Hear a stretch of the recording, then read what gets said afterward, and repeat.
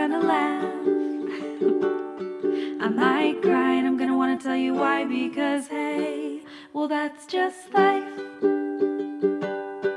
So do-do-do, do-do-do-do, do-do-do-do, do-do-do-do, do-do you, and I will do me. Ew. Okay, for real. Hi world, it's Jengwin. We are live on Twitch. I have never streamed the podcast on Twitch before, so this is going to be new. I might get some new eyeballs on this different part of the internet. The first half of this episode, I was just explaining to Twitch right now. Hopefully you guys chime in and talk and communicate here in the chat. Again, if you listened to the last episode that I recorded in 2023, it was part 1 of my mental illness journey. A lot has happened in the past year, and a lot more, I'm sure, is going to happen. And we're going to get real. We're going to get deep. We're going to talk about it. But for my first episode of 2024, Happy New Year, by the way, everybody. I just wanted to follow up with where I left off. Usually people are like, let's talk about resolutions.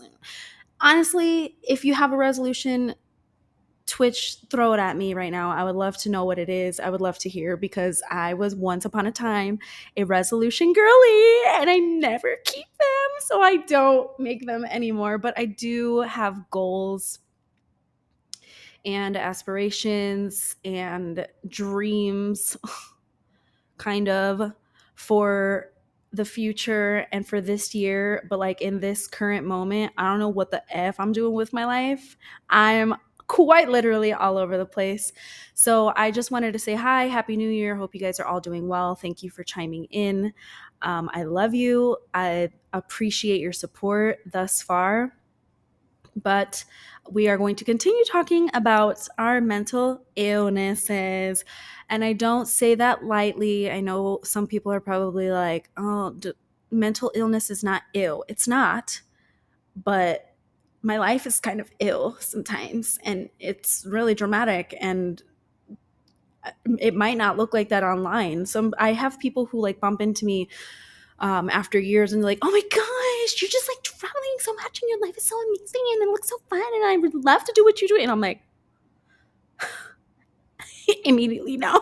I was thrown into this situation. So I like I was saying, I don't take mental illness lightly, but I do cope with humor, and I do as much of a depressed girly as I am, I like to poke fun at myself, because it's the only way that I will be able to get through it. Honestly, I have 6 people on Twitch right now, and sometimes when I game, I have more than that. But I love that I have an intimate little circle of 6 people to watch and interact with. It feels very, I don't know. I just feel like you guys on the internet have been my family. And a lot of times family is not always blood. And some of you guys have literally been more supportive and kind and loyal than people who I've known since coming out of my mom's vagine.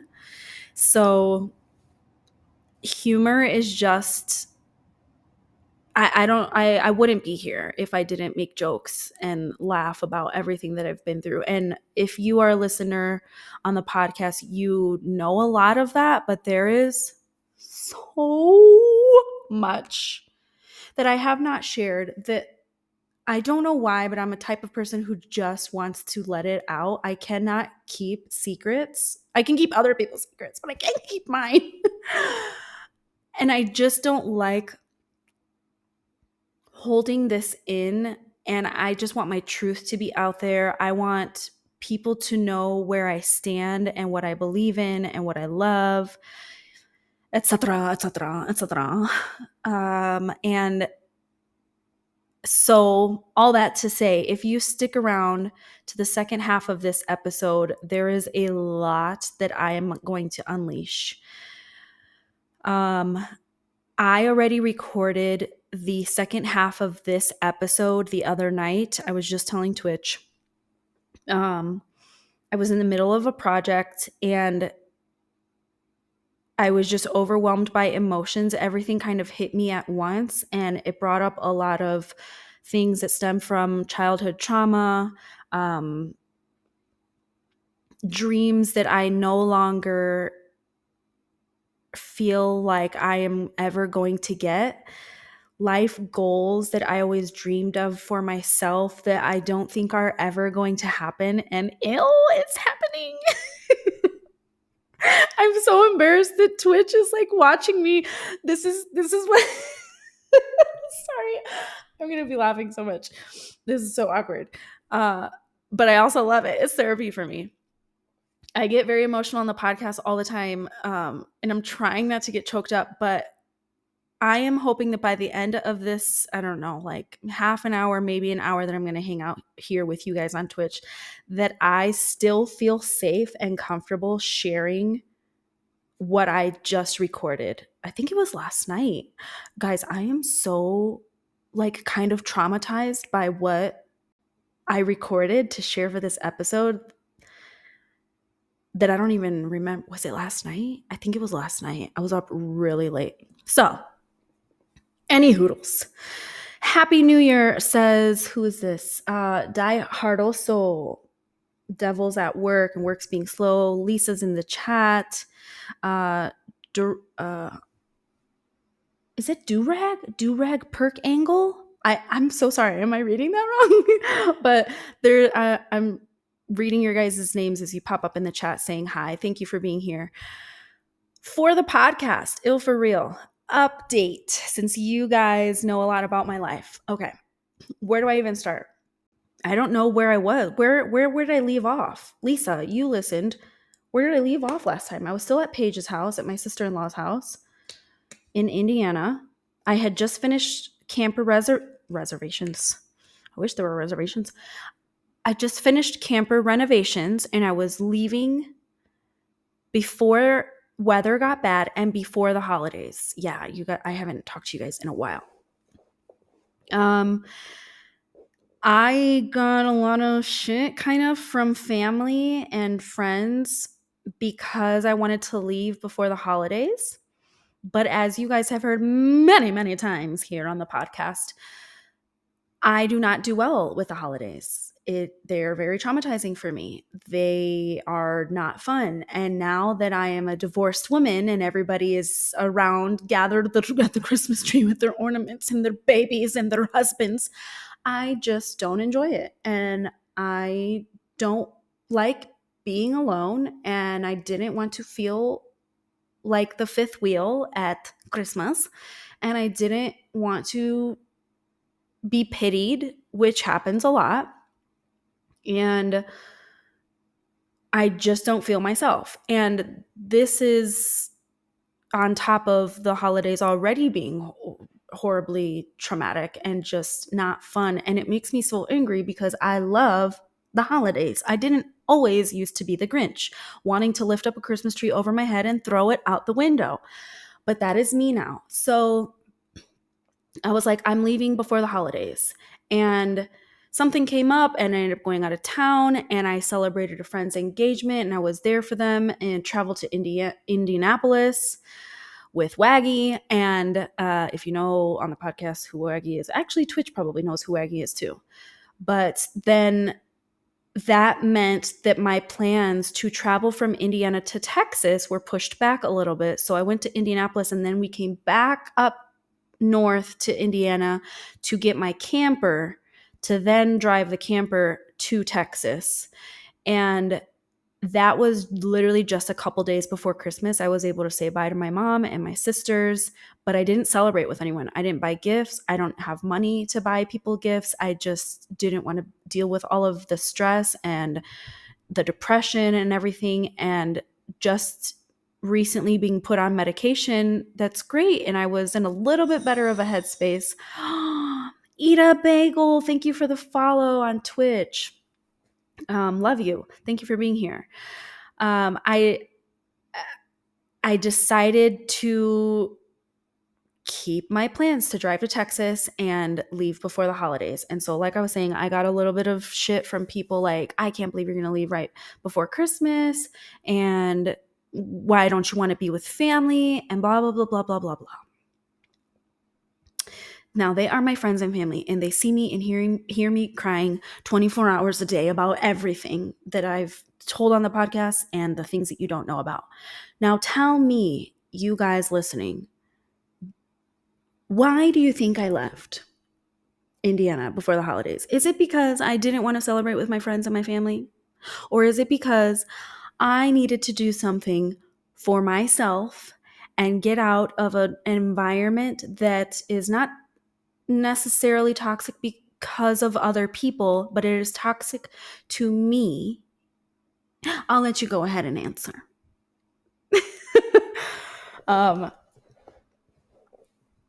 Holidays are hard when you're a solo person. Yeah, sounds like a defense mechanism. You mean like leaving?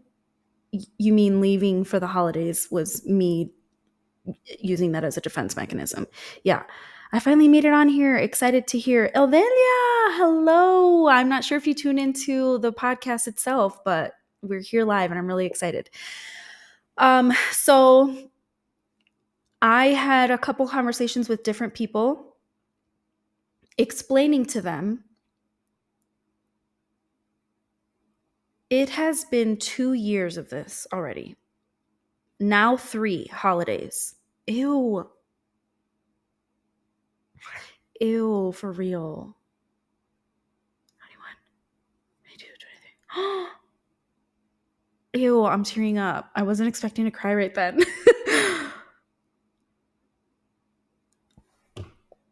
It has been that long. Okay.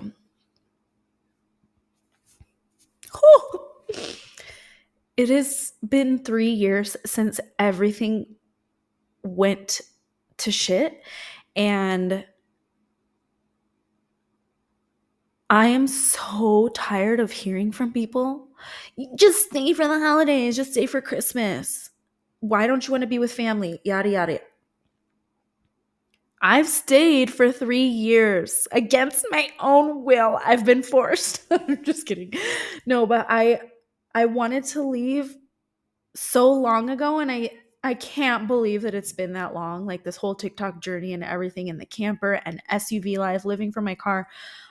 I am quite literally real time in shock. I didn't even compute that till now. So why am I still getting shit that I just want to leave? I have stayed, and I've been telling my certain family members and certain friends who, they're not like guilt tripping me, making me feel selfish, but they kind of like, they're in their selfishness, for lack of better word, they're like, oh, I want you to stay. I'm going to miss you. I don't want you to leave, blah, blah, blah, blah. And I have stayed, but they have heard me for 3 years talking about how badly I want to leave. And every time I'm like, okay, I'm leaving now. I'm going to go without the camper. I get shit for it. But you know what I tell them? My best friend in Houston, Shelly, I've seen her throughout the past 3 years, but has been trying to get me to Texas all this time, and I have not gone. And you know what she tells me? You're never going to leave. You're never going to leave Indiana. You're just going to stay there forever, and you're going to get sucked into this hole, and you're going to be depressed, and you're going to hate living there. And so far, she has been right. So I left before Christmas, fully medicated and therapeuted in therapy.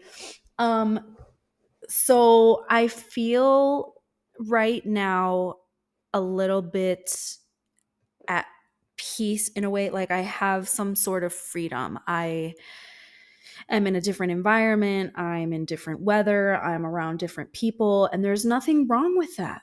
There is nothing wrong with me doing something that I need to do for myself. And there's nothing wrong with you doing something that you need to do for yourself, despite everybody freaking pushing and pulling. I literally feel like this. Come to Texas. You're never going to leave. Stay here. You're going to miss us. Why don't you want to be with family? What? I'm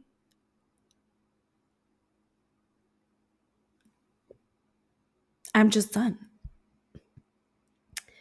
So that was a really long tangent on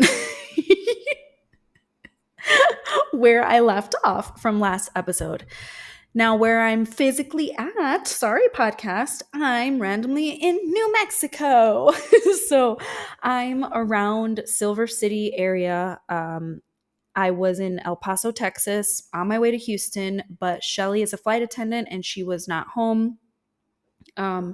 She was in Granada randomly, and then I was like, okay, I'm coming now. And she's like, well, I'm going to be home for a couple days, but then I'm going to be in Switzerland. And I'm like, oh my Lanta.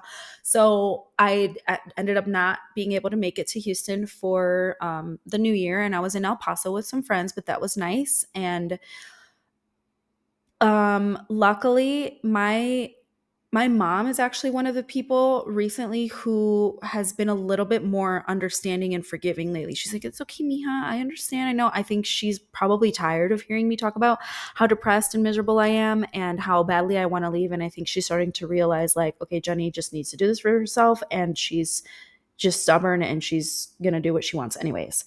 So she was actually really nice to me about the holidays. And I spent the new year in El Paso, and then I was headed to Houston again. And then Waggy, his friend group that I've met, we were in a like Snapchat group chat, and one of his friends, our friend David, was like, guys, help me pick some paint colors. And he was just sending us Snapchats of like his bedroom. And I'm like, oh my gosh, you should do this. What's your style? What do you want? I had just that day uploaded how I'm having a discount for interior design anywhere in the country, blah, blah, blah.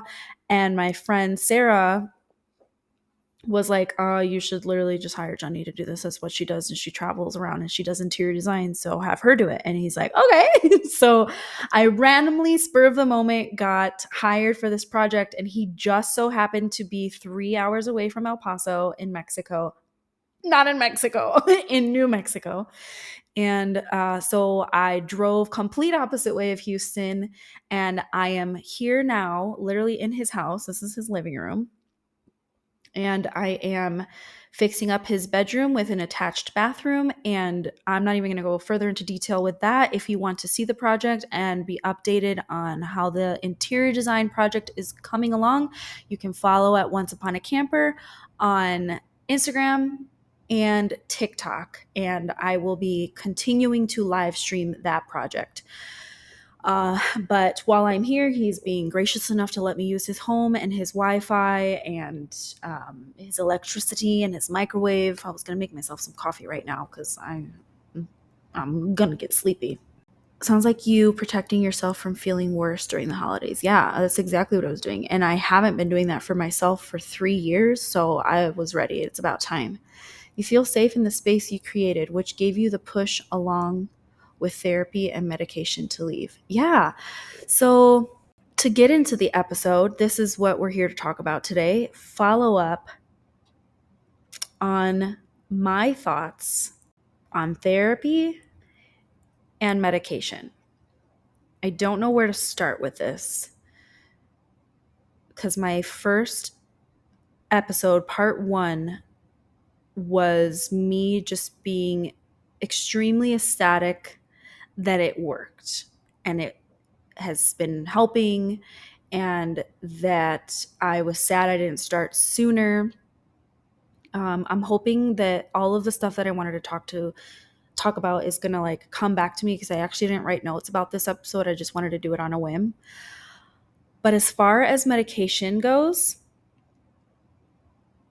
as a follow-up to part 1, if you have been thinking about starting, I would start with therapy and starting speaking to a psychologist so that they can help you figure out what type of medication you need to be on. I'm on an antidepressant and a mood stabilizer. If you want to know my thoughts about the stigma and everything to do with that, you have to listen to the first episode. It's very informative, and it was one of my favorite episodes that I've done. It was very real, very deep for me. Throughout this whole journey of traveling to Texas and going on my way to see friends, leaving Indiana, despite getting some shit from people, I have felt really good. I have not felt depressed. I have felt more myself. I've been happy. I have been enjoying walking down the roads in El Paso and in New Mexico, seeing cacti and mountains, just the views alone of having a freaking hill and a mountain has helped me tremendously. So, do as I say, not as I do, and take your medications, because I stopped taking them thinking I'm just going to see what I feel like. Like, I'm not depressed anymore. So I'm going to stop taking them. This is the worst thing I could have possibly done. And I'm sure even those of you who are not on medication could have guessed this. But I was fine being off the meds while I was around people. And then I'm a snooper, so I snooped and I saw some things that I shouldn't have seen on Instagram, if you catch my drift. And I spiraled. And then everybody left back home, and Waggy went home, and I left, and I'm traveling by myself in my camper again. This whole trip down to Texas, I have not been alone in my camper. I've been having so much fun. I just caught myself like being like, I'm good. I think I'll be fine one day when I want to wean off of them and get off of meds, because like I'm good right now. I haven't taken them for 3 days. And just any tiny little thing that I noticed, I would catch myself, and you guys are watching on Twitch, you guys can see, but I was just like, just no emotion, literally staring off into the distance, eyes welling with tears and emotions. And any little thing that someone would say or do that wasn't like completely like nice and happy and energetic would just be like, it would just piss me off. And I started feeling the way that I did before getting on medication, which is very, very, very, very, very depressed, which is why they started me on 50 milligrams.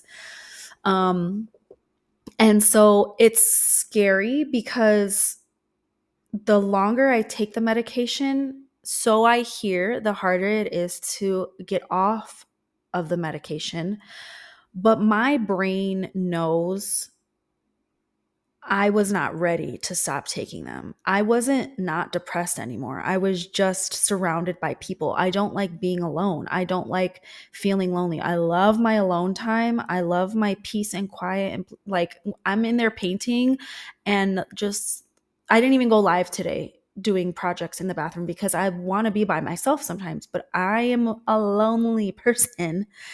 And so I knew that I wasn't ready to stop taking medication, but I'm scared for the day that I feel like I'm ready and I'm in a better place and I'm making better money and I don't know, maybe I'm not living in a camper by then. I really don't mind. I would live in a camper for the rest of my life just to save money, but I'm sort of doing it right now because I have to. So I'm just a little nervous about what it's going to be like coming down for them, because I've heard some pretty bad stories. However, I'm on 50 milligrams of them, and I just stopped cold turkey after a couple months of taking them very consistently. So I wouldn't do that either. I know that when I stop one day, I'm going to slowly decrease the milligrams, but that's not what I did. And so I do catch myself, if you're curious, because I had some people asking and they were curious about getting onto medication. It will affect you, and you will feel the way that you did before. And I've also heard that when you stop, you almost feel more depressed because now your body is getting used to these happy chemicals being released, which is great. I love it. I love just feeling like this. You're just so steady. And I felt steady even after taking them, but that's because I was with people.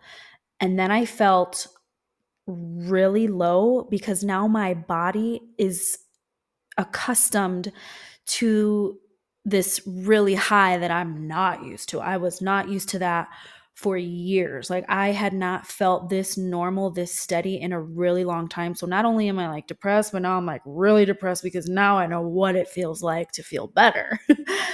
And then that's depressing. So it's this really weird balance. And I am really grateful for the people in my life who are like, Jenny, take your medications. And Waggy was really sweet today. He sent me a screenshot. Um, I was like, oh, I need some TLC today. Like, I'm really feeling down. I'm feeling low, yada, yada. And he's like, did you take your meds? With this emoji, did you take your meds? And I was like, no. And he's like, take them, all caps. And he's like, we need to start doing better with this. And he sent me a screenshot that he sent an alarm for 8 p.m. that says, tell Jenny to take her meds and take mine every day. So his alarm went off today at 8 o'clock while we were gaming. And he was like, here you go, take your meds. And then like a half hour passed and he was going to sleep or whatever. And he's like, did you take your meds? And he reminded me, and I actually had forgotten to take them. So I just took them a few minutes ago, and I'm not even lying. I'm going to lie, but I feel like that's why I feel a little normal right now, because I'm getting more consistently back on track. And I just don't know how to feel about it. I would love your thoughts and your input for those of you listening on Twitch. If you are on meds or if you're not and you're thinking about it, like, does this scare you? Does it make you more interested or intrigued to try because maybe now you're getting more information? I wish that I would have heard a podcast like this or even done research on like YouTube or something to know any of this information, because I don't know very many people in my life who are on meds, because a lot of my family is like, we're very natural. And like I told you on my last episode, I would heal myself with yoga and meditation. And I don't know, I'm playing video games. My mom says, Mija, just clean your room and you'll feel better. And I'm like, no, I won't. And I don't have a room. Okay. Thanks for rubbing it in.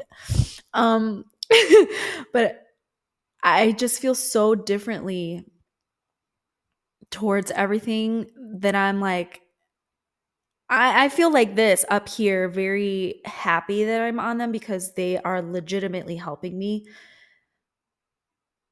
I'm just interested to see how it's going to go in the future. What a great friend. Yeah, that was really sweet of him.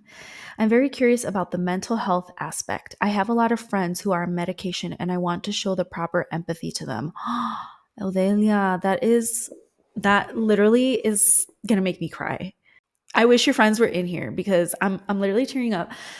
So empathetic and kind and sweet of you to even say that, to even care or even think of that. I get so much crap, and sometimes not even verbally from people, but just looks like this. I got this face a lot when it comes to medication, because like we weren't advocates for it. And I would, at times it made me spiral a little bit, and I don't know. I just feel like that's very kind of you, and I love people like you. For Eldelia, what you said, you want to show the proper empathy.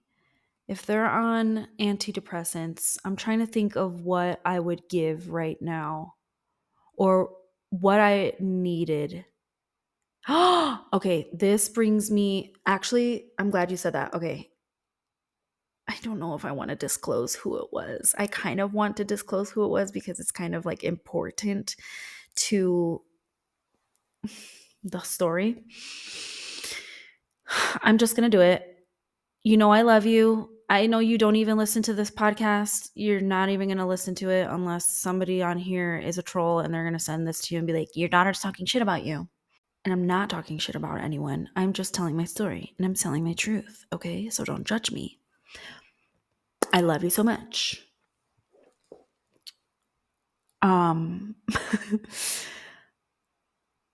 I went to my first therapy session, and then I had a meeting with a psychologist who put me on medication. I immediately left the office and I was like, fill this shit. And I was with my sister-in-law, Paige. She was in the middle of grocery shopping. We were at Aldi together and we had things in her cart and my alarm went off. Psychologist appointment. And I went, oh, I forgot. I literally forgot. I'm supposed to be at the office in like, I don't know even what it was, 20 minutes or something. And we were like 40 minutes away or something like that. And she was like, let's go. And we threw the rest of the stuff to the side. I think maybe she purchased something, I don't know, really quickly. And we ran to the car and she drove like 40 minutes to take me to my appointment because I was hitching a ride with her to Aldi and I didn't have my own car to leave. And she was with her freaking child or children. I think we had both of them. And she drove me to my appointment. We get there and they say it's not going to take very long. And it takes for freaking ever. And I'm like texting her. I'm like, Paige, go get groceries while I'm here. And then we'll go home after like a freaking hour that we have to drive. And she didn't. She stayed in her car in the parking lot waiting for me to come out. And I immediately was like, get these filled. She drove me to CVS. She was driving me to Walgreens. And then I got a text from my mom saying, I kind of want to read it. Let me see if I can find it. This is exactly why I have struggled for years. Ugh, I found the text. Monday, November 20th at 3:42 p.m. They sent my prescription to Walgreens. And she texts me in the car. I'm 5 minutes from Walgreens. Walgreens just called that they don't accept your insurance. If you have such and such insurance plan, you need to get it transferred to a CVS. They take our insurance. And I hope you're not calling me when you need help coping because meds don't make things better but cause very bad side effects. Love you, mija. Come home. I'm only sharing who the text is from because for me, that plays a huge role in why I have struggled so long to get help. I am not judging her. I don't think of her any less. She is coming from a good place. She wants the best for me. I know that. But 5 minutes from a meeting with somebody telling me, okay, your symptoms are very bad. Here's your medication that's a higher dosage than we normally start people with. You can get this filled immediately. And then getting a text from my mom she was I was kind of surprised at how gentle she was when it comes to that. But it wasn't supportive. Was just very discouraging. Like literally on my way to pick up meds. I hope you're like not getting on meds because it doesn't help and it's just going to make things worse. And I started crying immediately and I showed Paige and Paige was like furious. She was like, she's like, I can't believe that. She's like, kind of myself as well. I agree with her when she said, I can't imagine having a child and watching them go through what you've been going through and you're finally doing something to get help because everything that you have tried has not worked and everyone that you have loved in your life besides like those 3 or 5 people that are still here has left. She's like, that's wild to me. That is insane. She was so pissed off. She wanted to call my mom and like ream her out. I'm like, no, you're not going to yell at my mom. And my mom, she means well. And she just really wants me to handle things like naturally. She's always like, take echinacea and vitamin D. You just need lots of vitamin D. The vitamin D is not helping me. Okay, first of all. Also why I left Indiana because they ain't no vitamin D coming through the sky there. I went straight to CVS and called them and I was like, I gotta switch my prescription. I was about to pick it up at Walgreens, but I guess I gotta pick it up at CVS and I'm getting it now because now I feel even worse.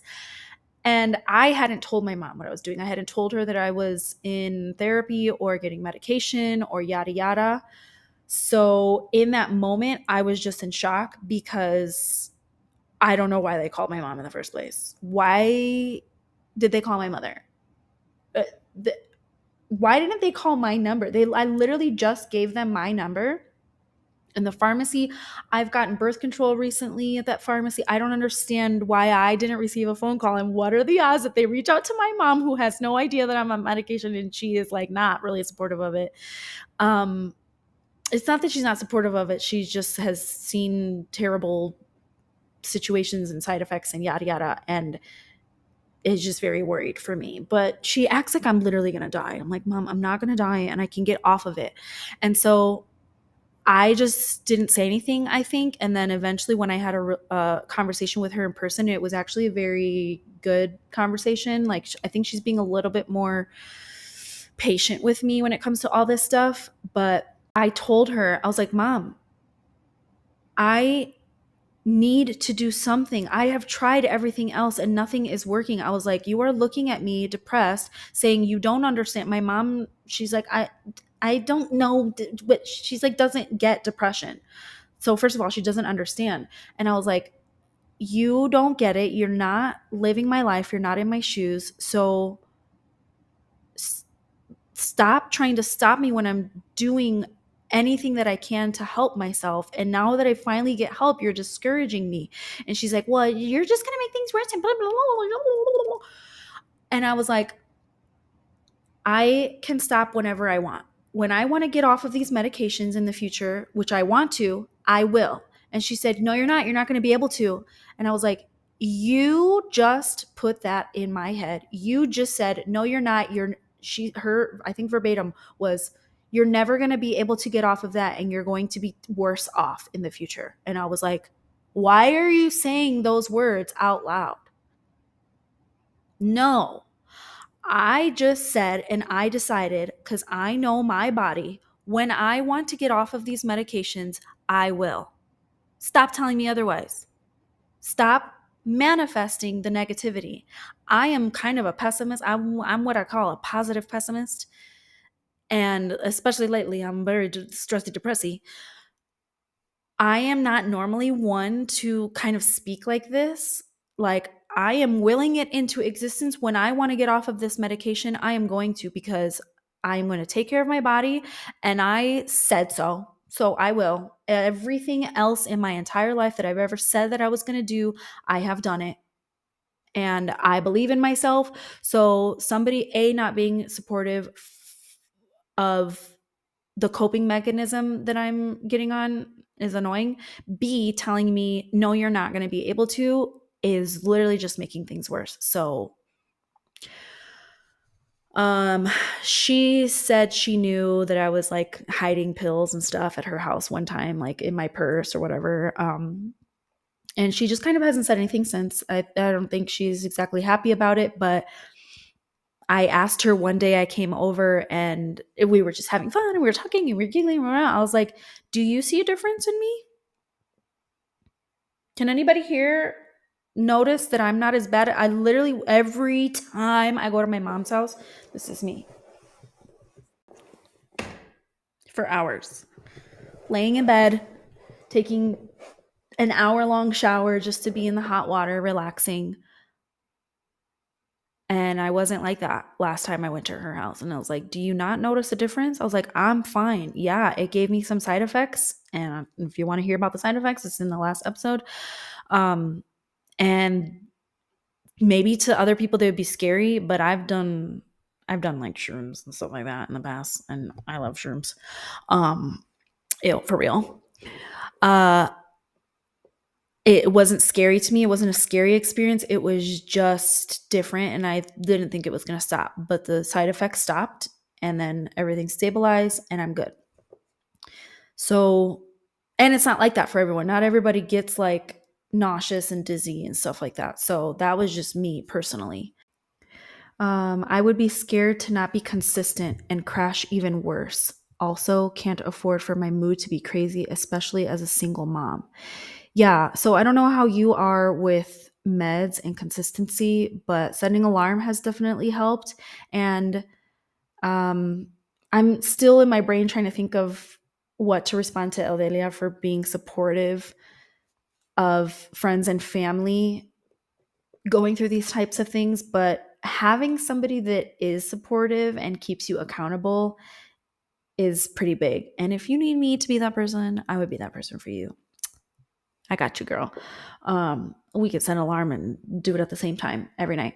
But like Paige is one of those people that has pushed me and tells me, reminds me, so that's helpful. But I will say with something this dire to my mental health and my well-being, I'm pretty bad with not being consistent with vitamins and yoga and exercise and blah blah.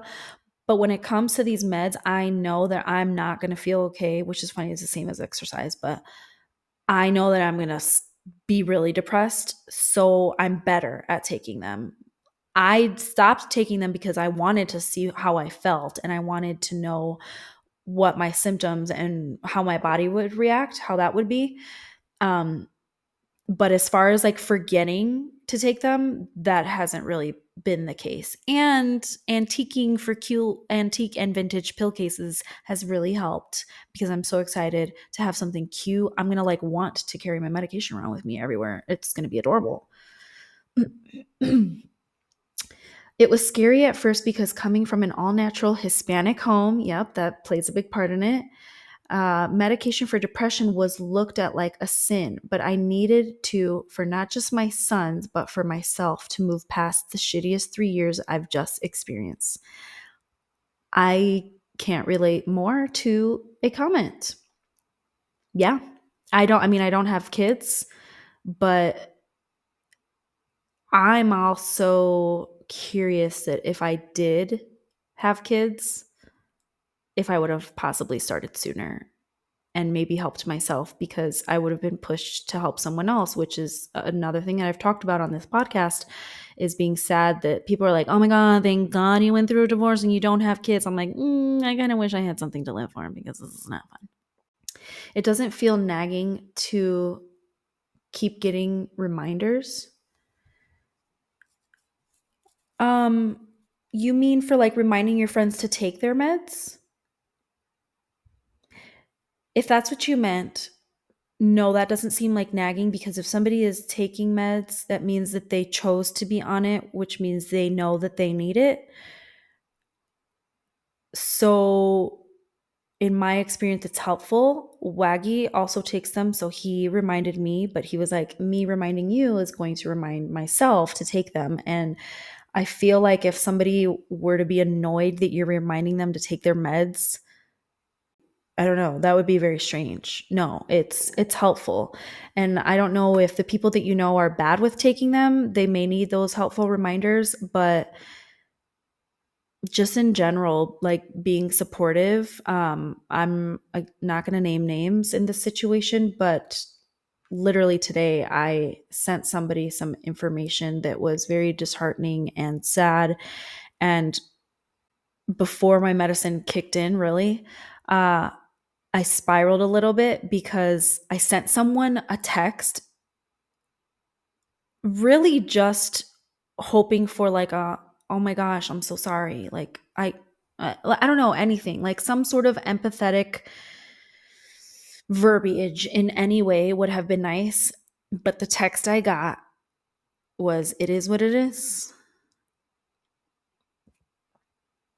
And it took everything in my power to not respond to them. Hey, remember when you were going through blank and blank and blank and blank and blank and blank and blank? Have I ever said it is what it is to you? I don't, I was thinking about this very deeply today. I don't know how I feel about it is what it is. You know, people are like, that's just how the world works these days. Everybody's just like, oh well, but I feel like that's why nothing is ever going to change. There's always going to be murderers, there's always going to be serial rapists, there's going to be liars and cheaters and yada yada, because it is what it is. No, it's not. It is what it is. What this person has done and what they're doing is not okay. And maybe we can't do much, maybe we can, to change the way humans conduct themselves by maybe not enabling them. But what I don't want to hear is it is what it is anymore, because That person does not know that me sitting there crying and being like, oh my gosh, this thing happened. I just need to tell someone. And then seeing it is what it is in a text. I was like, I literally responded, LOL. I would have never, through what they've been through and they vented to me and were upset about, and the things that they've cut people out of their life for, I would have never responded to any of their stories or any of their venting with, it is what it is.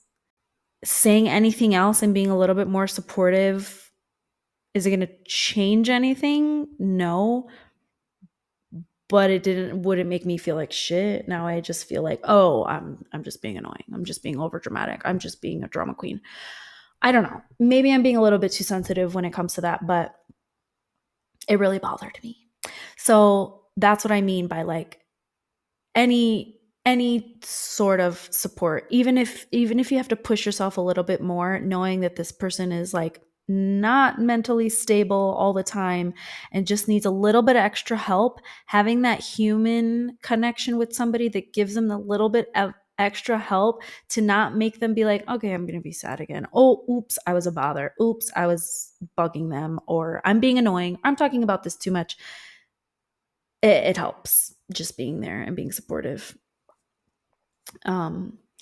It's challenging to routinely take my medication with kids, especially with mine, since I'm a single father of twin 1-year-olds and have more energy than a Tesla power station. Oh my goodness, twin 1-year-olds, single dad. That sounds very challenging.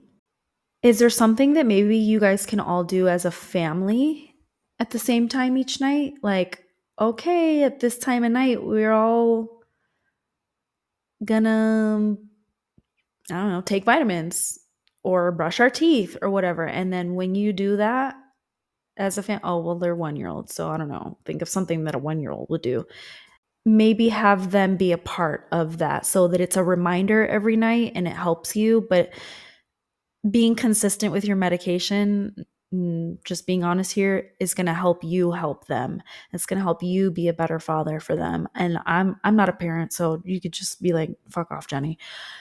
But if I were in your position, I would want somebody to help me think of a way to make things easier and better on me. And same as Lisa said, like, she's a single mom. Maybe there's something that you guys can each do at night that reminds you, and it's helping both of you guys.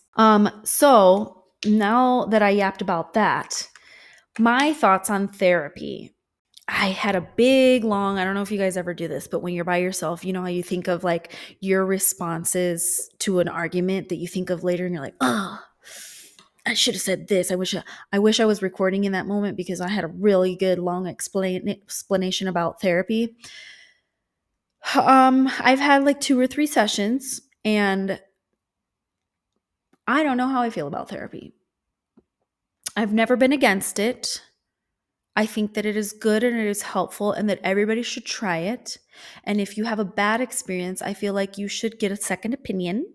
Try it again. It is my first experience, and I don't think I need to try and find another therapist necessarily. I think they matched me with someone good for me, but I don't know if all insurances are like this or if this is why they do it, but my sessions are 2 weeks apart. And I feel like medication has helped me more than therapy because, yes, my first session with my therapist, she said some enlightening thing that I was like, oh, okay, I guess I could do that. It's not like I never like thought of what she told me before. I think I mentioned this on my episode. I have to work on setting boundaries with people, and I already knew I was bad at setting boundaries. She's like, I think we need to work on boundaries. I was like, yep, I knew you were going to say that because I'm crazy and I can't let people go and I can't let things go. So I know I need to work on setting boundaries. But she helped me my first session, and then she gave me homework and I worked on it, and I utilized some advice and put it to work within my family. Uh, but then I didn't see her for another 2 weeks. And then my second session was like catching up with a stranger, a checkout lady at Doll Hair Tree, like knows more about me than my therapist does, you know? Um, and that was fine. I didn't have any like enlightening thing. And I feel like I don't know exactly what it is I'm looking for when it comes to therapy. People are like, therapy's not going to heal you. They're not a miracle worker. I went into therapy thinking this is just a person. What are they going to do to help me? She has to go home and cry because she lost two husbands. Both of her husbands died. And she has a daughter and she's lonely and she needs therapy herself. Like, how is my therapist really going to help me? But it does help a little bit, like speaking to a stranger and speaking differently like than I do on this podcast or with you guys or with my family. I speak to her a little bit differently, but totally real and genuine to myself. And then I look at her like this. What are you going to say? So what are you going to tell me to do? How are you going to cure me? How are you going to help me?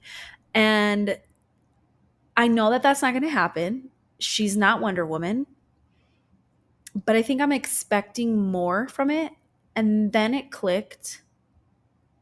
How are you going to be in a relationship or have a friendship with anyone and you only talk for an hour every 2 weeks? I think that's what bothers me about therapy. I don't know if that's something that I can call the office and ask them, like, hey, can I get more sessions? Maybe my therapist was like, it's just boundaries. Maybe she just, there's some people who are like literally every day on the verge of wanting to take their own lives. And maybe their therapist is like, okay, come see me twice a week. I don't know how that works. But she said, normally I do once every 2 weeks, blah, blah, blah. So I was like, okay, this is normal. I don't know if it's because of my insurance it's normal or her schedule is normal or just this office operates like that. But I don't operate like that. I feel like if I'm going to get any benefit from therapy, I don't have a problem with it, but once every 2 weeks, it ain't cutting it for me. Because I forgot to set up an appointment last time, and it's been more than 2 weeks, probably 3 weeks. I don't know. It might have been a month. I have tomorrow, today's Wednesday. Today, I have a meeting with a psychologist who's going to get an update on how my medication has been working. And I think that if I'm consistent with my meds, it's great. Therapy, however, again, it's nothing to do with my therapist. I think she would be able to help me further, but how am I supposed to build a relationship? I'm annoyed that every time I speak to her, she's like, so where do we leave off and your homework and catching up and blah, blah, blah. And then it eventually spirals into, oh yeah, that's because like I was molested when I was little or whatever. And she's like, oh, well. And then I got to go through this whole story and then the thing's over. And the next 2 weeks, I got to catch up from, oh, remember when I said that this happened to me? It's not enough time for anybody to get to know anyone. And this right now is helping me more.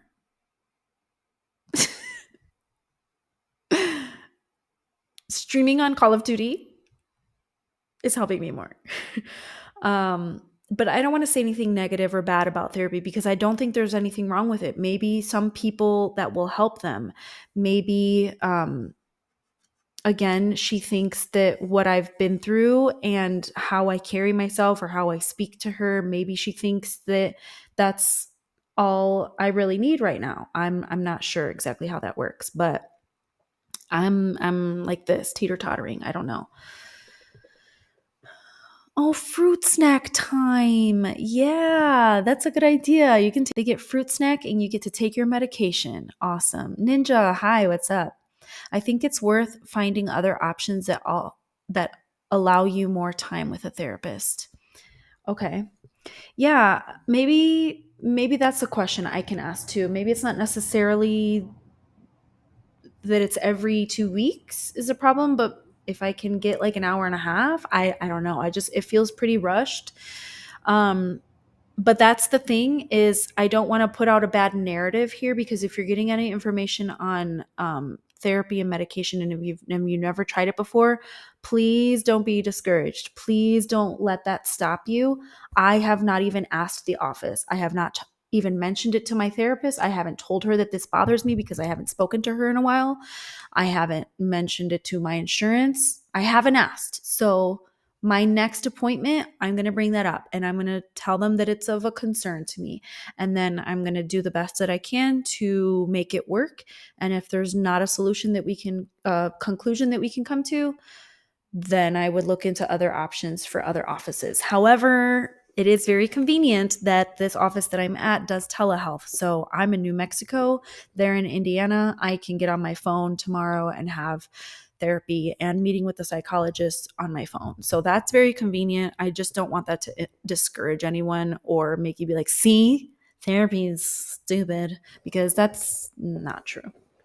Knowing myself, it would be all three of us enjoying fruit snack.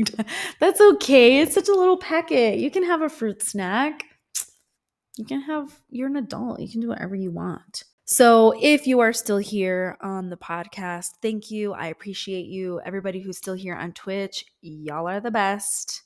If you're not following, please do so, because I am going to continue streaming these podcast episodes live on Twitch. I am liking this dynamic so far, and I don't want you to miss any future interactions. So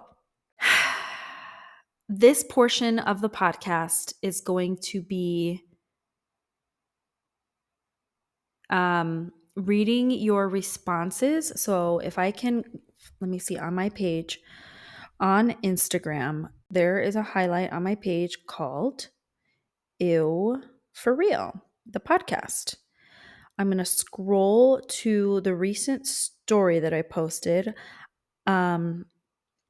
If you're new here, a lot of times when I upload, I put a little question box and I ask for your responses and your thoughts on certain things. And I believe I put one. Yes, I did. What are your thoughts on therapy? And then there was another one. Okay, we'll start with that one.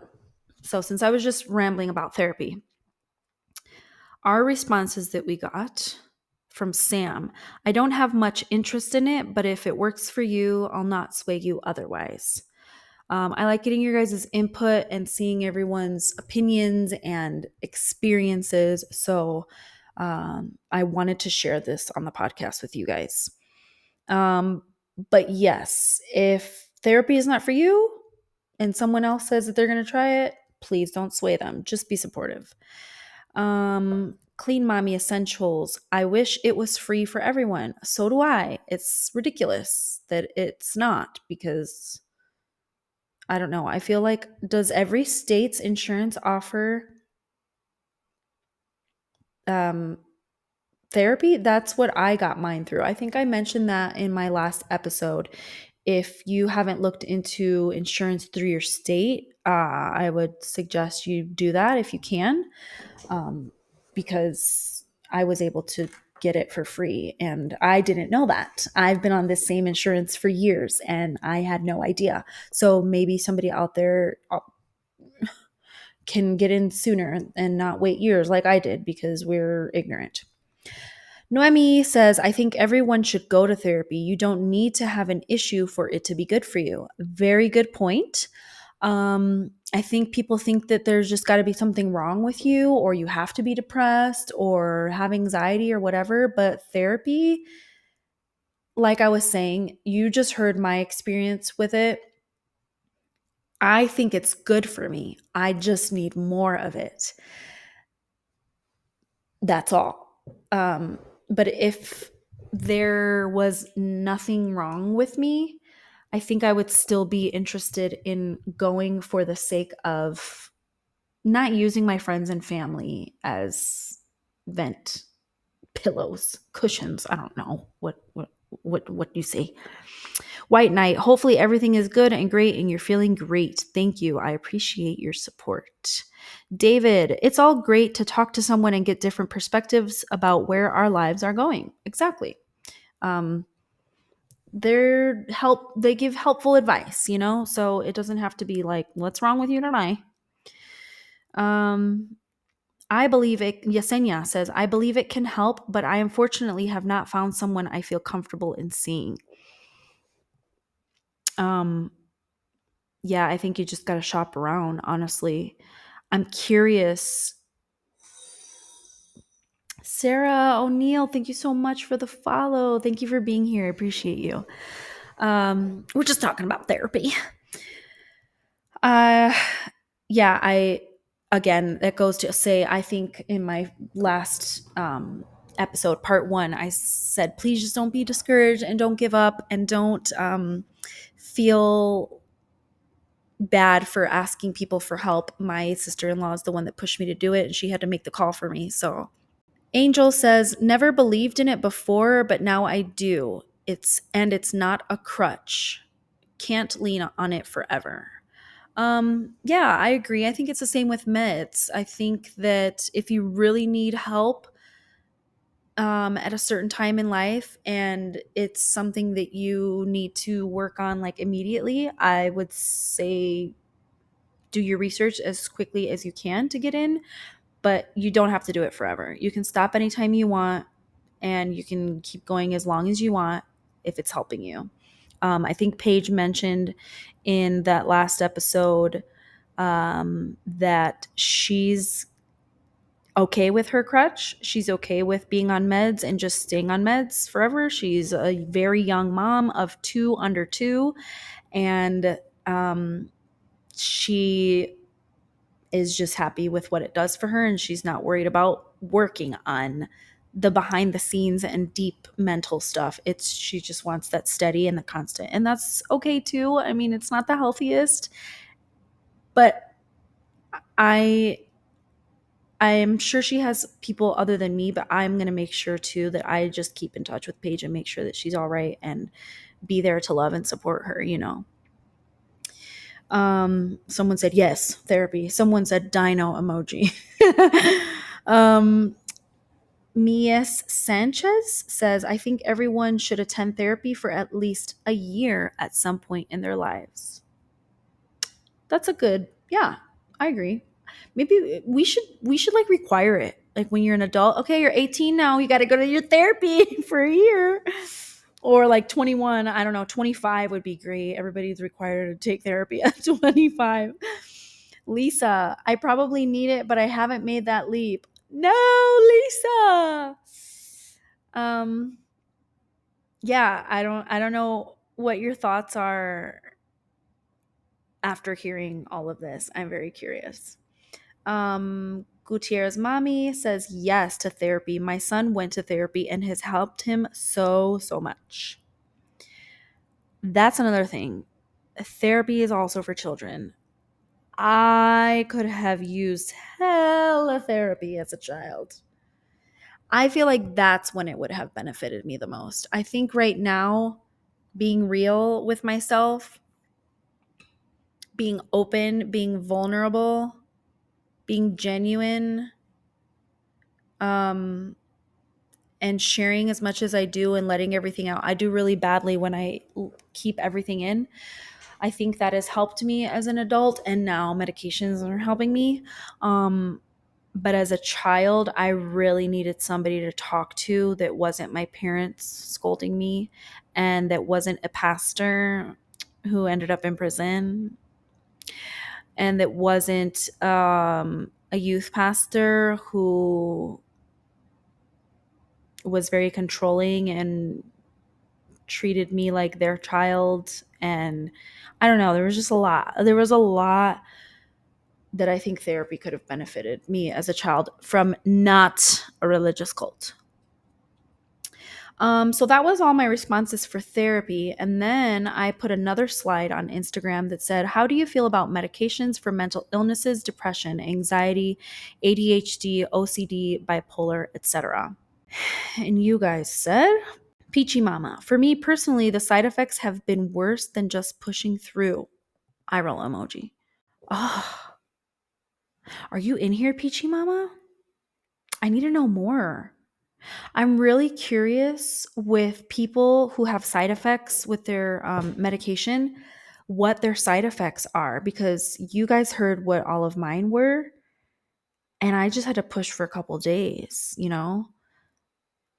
But I didn't have the experience where like it made me feel worse. It made me feel like less like myself or like I was a zombie. I was just really tired and I love sleeping. So I was like, I'm gonna sleep it off. um, but then that went away. And she's saying that the side effects have been worse than just pushing through. That had to be really bad side effects then, because for me, there is no way in hell I would go back to pushing through the way that I was over the side effects that I had for a couple of days. I would live like that for months if that meant eventually I'm going to feel the way that I do now, because the pushing through for me, it's giving ill. It's giving no. Immediately no. Sam says results may vary. I personally want nothing to do with it. Again, you do you. But see, that's how I was. I was like, I want nothing to do with it. Results may vary. Does that mean that you've tried it and you want nothing to do with it? That's fine. You gave it a shot. But I feel like being closed-minded about stuff like this, that's no longer me. I also went through a phase at some point in my 20s. It might have been like right before I turned 30. I have been a nonconformist my whole life. I'm like, everybody likes Taylor Swift. I don't. Which is like not true. I'm not a Swiftie. I used to like, I couldn't stand Taylor Swift, and now it's like she's fine. Her music is great. She's a genius. She's a millionaire, billionaire, whatever the hell she is. But I stopped with the nonconformity because I realized that I'm missing out on a lot. There were movies that I was like, I refuse to watch because everybody's just obsessed with this movie and it's so freaking annoying. And so I want nothing. I literally would say that. I would say, I want nothing to do with that. I want nothing to do with Taylor Swift music because everybody's obsessed with it. I am no longer like that because I would be missing out on some really good Taylor Swift songs. And again, I'm not a Swiftie, but Lover, it's a great song. What's the other one that I love? My friend walked down the aisle. Crazier, crazier, crazier. Feels like I'm falling and look at me sounding like a Swiftie. There's movies that I was like, I'm not ever watching this, and then they changed my life. I just, you're missing out on life by being closed-minded and being a nonconformist. It's giving ill. Drea says it has worked wonders for loved ones once the proper dosing is figured out for them. Yes, very big. The dosage is huge. You got to get that right. You got to get it squared away. David says it always helps. Maybe he's a seasoned veteran. I don't know. Sarah says they are like a scarf and a hat in the middle of a blizzard. So important for a season. I love that. I love that. I forgot about these responses. I haven't read them in forever. That is a really good way to look at it. A scarf and a hat in the middle of a blizzard. Do you need it all the time? Nope, but right now I do. It's nipply, pretty nipply. Sarah also says, Sarah, she's a smart woman. Coupled with therapy and intentional healing, that season can and should end. Sarah, we should be best friends. Coupled with therapy and intentional healing, that's what's so important. The blizzard can and should end. Oh, I love that. I love that. Pin in on it, if I'm saying that right. He says, I would try to go the natural way first. That was me. It's amazing what the herbs and plants can do for us. I love that comment. I was just thinking of Mary Jane when I read that. I cannot do that. I do not do that. That does not help me. It's giving immediately no. I would try to go the natural way first. But I did. I tried natural things. CBD, I was just really bad with taking CBD. I loved it, but I would forget about it because it didn't make like as big of a difference for me as medication. Yesenia says, meds haven't worked for me. Oh, but I know a few of my friends who it's really helped. Interesting. that kind of makes me sad too. People who've tried it and then it doesn't do anything for them. The dosage. You got to up the dosage. I know someone who is at 250 milligrams because they have such a high tolerance for these types of things. When they drink, they have a very high tolerance for alcohol. You know, some people have very high tolerances for like epidurals during labor, that they need multiple of them. I am not like that. I can look at what is it called? A blunt, and I'm high. I'll look at somebody smoking weed. I'm like, get that away from me. But it might be you need to up your dosage or try a different one. There are different meds that help with different things as well. MC Squared says, yes, it takes time to find the right meds that work for each individual. There you go. It doesn't mean that meds won't help for you. You just haven't found the right one. Also, yes, I definitely should be on them, but I'm not. Just be open-minded. H Squared, yes, with a million exclamation points. If you and your doctor feel that medication can help you feel better, take all the meds. It's so funny how I know so many completely opposite of the spectrum when it comes to medication. That some people are just like, oh my God, yes, they're all for it. And then there's me, I'm like, oh, but I don't want side effects. And now I'm like, the side effects were worth it. Wow, that's a long name. I can't. Browns fan says, I just get tired of going through the many various types, trying to find the right one. I just live through the pain. No, Browns fan. Don't live through the pain. That really sucks though. That's sad to hear. That's funny. We were just talking about that. That he's gone through the many various types trying to find the right one. And so they gave up. Oh no. I don't even, what would you do at that point if like natural way doesn't help and meds doesn't help? Would therapy come into play then? I don't know. Mia Sanchez says, you can't just buck up. If meds are on the table, it's time to care for yourself with them. Thank you. Yeah. I'm so tired of people being like, just suck it up. You suck it up. You know, suck yours up and suck mine up for me because I need some help. That's just me at my wit's end. So those were all of your responses. Thank you guys so much for contributing on the Instagram stories. I love when you guys give me your 2 cents. There are a couple other things that I want to share with you after catching up with these Twitch comments. Hey girl, I just downloaded Twitch. Oh my gosh, Sarah, thank you. Yes, I saw your follow. I appreciate it. How are you so positive? Like, I want that positive in my life. Most people in my life think and tell me that I'm negative. So I don't know. I just, this is therapy for me. This is when it comes to self-care, self-love, mental health, I'm very passionate about it. Not taking care of yourself can ruin the lives of others as well as your own.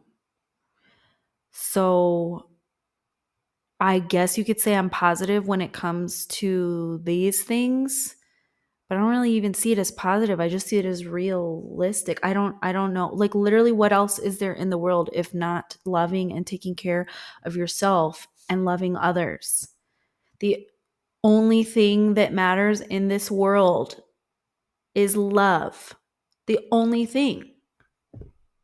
If you're like, oh, my kids, yeah, you love your kids. Your kids are love. Your spouse, your relationships, people, friends, family. It is the only thing that when we die matters. So you got to take care of yourself. And if this is coming off as positive to you, thank you. Good. I appreciate that. I'm glad that it comes off that way. This is also why I love you guys, because you guys, like, I talk like this with my friends and my family, but you guys like see a different side of me. I don't know. Maybe it's just because you don't see me 24 hours a day and I'm not like depressed around you or like mopey and sobbing and sad. Like maybe people are just tired of me. I don't know, but This is the real me. This is real. This is me. I'm exactly where I'm supposed to be. Gonna let the light shine on me. Now I found who I am. There's no way to hold it in. Is that the words? No more hiding who I wanna be. This is me. A little throwback to Camp Rock there for you. Purposely being nasally, sorry. It didn't help me as a kid because my mom lied about it, made me get on a lot of meds. Oh no. See, okay, but this is where I don't know, there's a line. I feel like there's a line cuz people told my mom when I was a kid to put me on medication because I was very hyper, and she was like, "No, my daughter's a child and she's going to be hyper. She's going to be climbing trees and she's going to talk in class and she's going to be a tornado at recess. Like, who cares?" There's a fine line there when it comes to meds and kids. At least I believe so personally. I don't know everybody's situation. I am not a closed-minded person, so you do you, like Sam was saying. But kids also have depression. Kids can be depressed. I was depressed as a kid. I'm grateful that I wasn't put on medication as a kid because I just wanted to be a kid. I could have used therapy. I feel like kids should definitely have therapy. Um, but giving them meds because they're like too hyper, I don't know. I'm really glad that my mom didn't do that to me because I don't know. I'm literally just still just as hyper. So that's I don't know. I feel like I don't know. I'm just not even gonna go further into that. My meds made me feel like I was seeing myself in third person. Wait, third person. Wait, what? Like you're seeing yourself like walking outside, like an out of body experience? Oh, interesting. Um, your podcast did help, by the way, as far as my views on getting therapy and potentially meds, but I made major changes this year that will hopefully get me out of the anxiety depression I was feeling. That's good, Lisa. That's good. I'm proud of you. Just remember that if it gets to a point where it's a lot to carry and everything, and you feel like you need a little bit of help, don't be scared. Don't be discouraged. Reach out. Have somebody help you with accountability. I worked with a girl that constantly played Taylor Swift in the ambulance. Gave it a shot for a good week. Our partnership didn't last very long. That's funny. Oh my gosh, it's so random. I love that. Our partnership didn't last very long. Okay, so I'm gonna play something for you. Let me see if this is it. Okay, yes, this is it. Okay, so I got this voice message from a loyal listener, a loyal follower of the podcast, and who has been following me on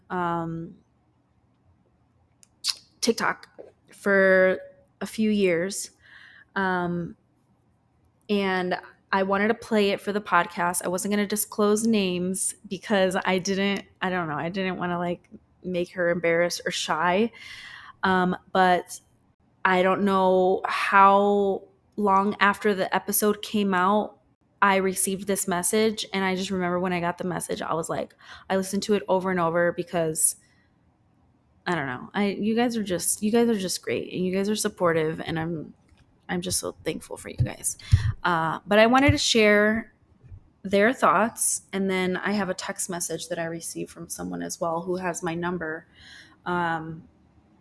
There's so many DMs that I got, but I like lost track of them. I should have saved them. Jenny, oh my gosh. So I had to drive to my boyfriend's house yesterday, and it's obviously far. So I'm like, all right, I'm going to listen to the latest episode. I freaking screamed. I cried. I laughed. I was like in all the feels. I literally felt like I was sitting there with you, and it was great. And I really appreciate you putting yourself out there, and definitely is encouraging because I know I need some kind of therapy or medication myself. I just haven't came to terms with, but I don't know. I feel like hearing you is somewhat of a baby step into at least seeing what my insurance offers. But if I don't meet you in person one day, I'm gonna lose my shit because I feel like you're like my. Oh. I don't know where it cut me off, but I think I was saying if I don't meet you in person someday, I'm gonna lose my shit because I feel like we're like very similar and I feel like I've known you for years already. I was literally yelling. I was like saying things and then you would say it like 2 seconds later on the podcast and I'm just like, oh my gosh. I don't know. Anyways, love you. I hope you're having a good day and I hope you have a good week. You guys are so cute. Yeah, I just wanted to share that because I get so many DMs, but something about getting a voice message from you guys too, like, I don't know. I know that her and I have spoken many times in the past and things like that, but um it's just nice to have people who are there and follow your journey and are supportive of you, and then to know that in a way I'm there for them too. I always feel really strange with like I don't even have like that big of a platform or anything online, but it's still strange like having some sort of a platform because I never get to see you guys, and I get discouraged a lot and I want to like quit sometimes, and then I get sad thinking of all the people that I would let down. But I just wanted to play that and say thank you, and I appreciate you too more than you know. And then I got this text again. I won't share her name. Oh, I forgot to respond to her. Oh my god, I'm the worst with responding to people. She sent me something else. Okay, this one's kind of long, but Sunday, December 10th at 8:42 p.m. Hey Jenny, I heard your latest podcast episode on mental health tonight. This was something I was once in bondage to and is a topic I take very seriously, as I know you do too. So I wanted to give it a listen and just couldn't stay silent on this one.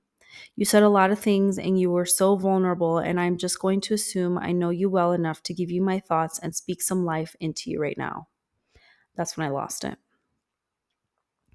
I struggled with anxiety and severe depression and suicidal thoughts for years. It also took me a painfully long time to ever seek help.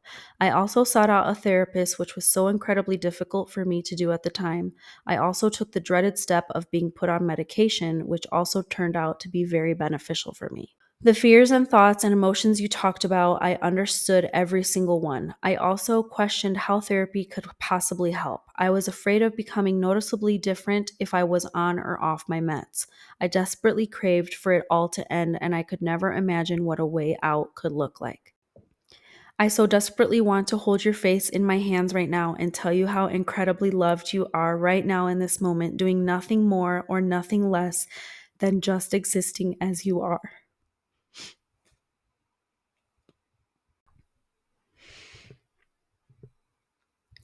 Please convince your mind that you are not alone and that there is more to this life than just struggling to survive. I can't read because there's tears in my eyes.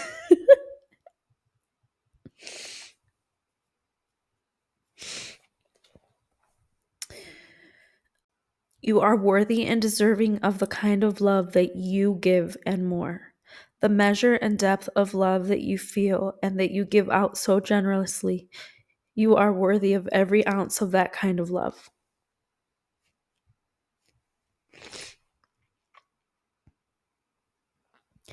I don't know all the details of your story, but I know what it's like to be suffocated by pain and to have others watch without having any idea of how to really help. There's so much more I can say, but I know you understand that level of pain already.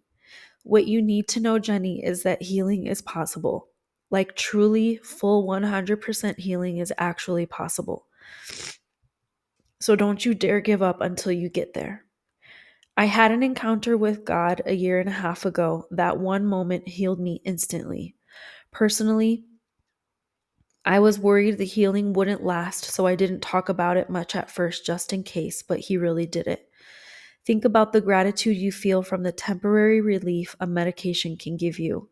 How you wish you did this sooner. I almost took my own life and can't believe now what I almost missed out on. I promise you, healing is available. I don't think it was a mistake that our lives reconnected. I've prayed for you several times since you came to my home. I'm so sorry for all the hurt that you've been through and the pain that you've carried. You never deserved the rejection and betrayal you've experienced.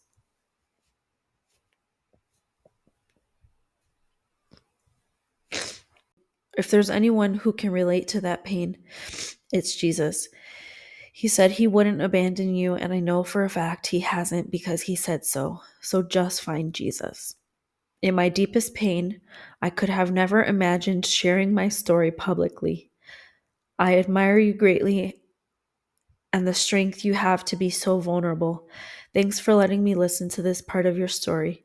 Sending you giant, uncomfortable amounts of love. Hand heart emoji. And with that, I know this episode is going to be really long. But I think just like rereading that right now, I do want to share the second part of this episode.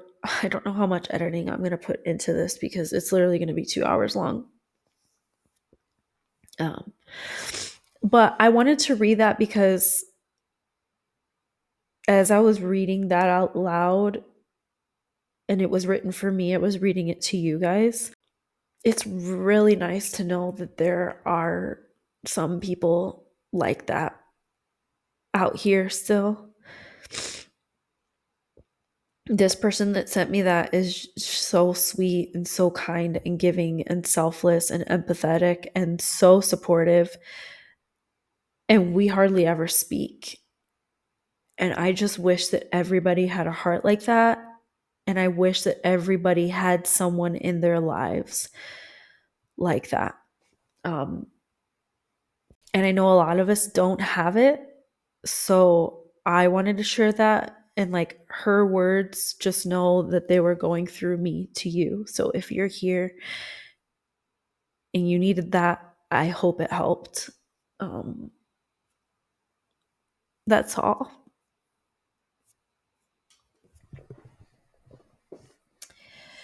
Jengwin's voice, a melody. Straight to compliment. So sweet in every note, emotions fleet, singing tales with rhymes to me, a symphony of joy, her vocal feats.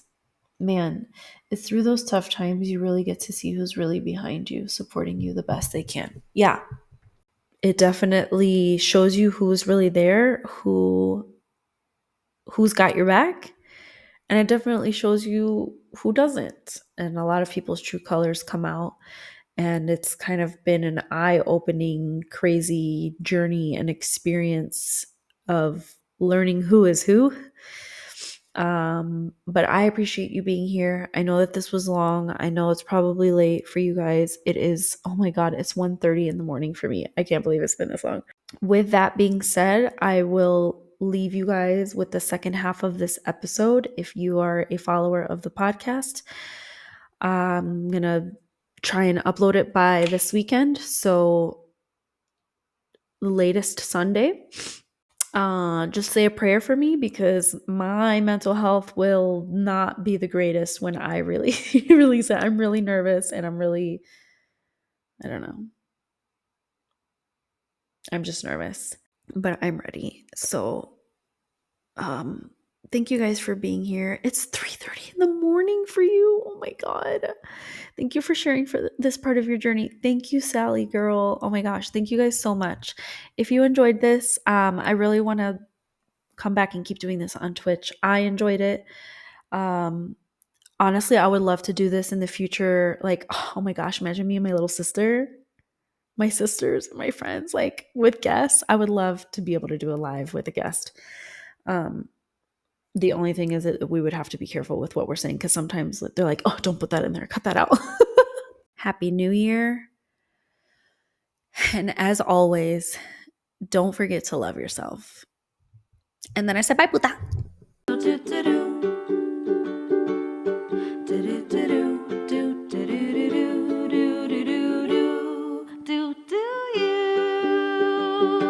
And I will do me.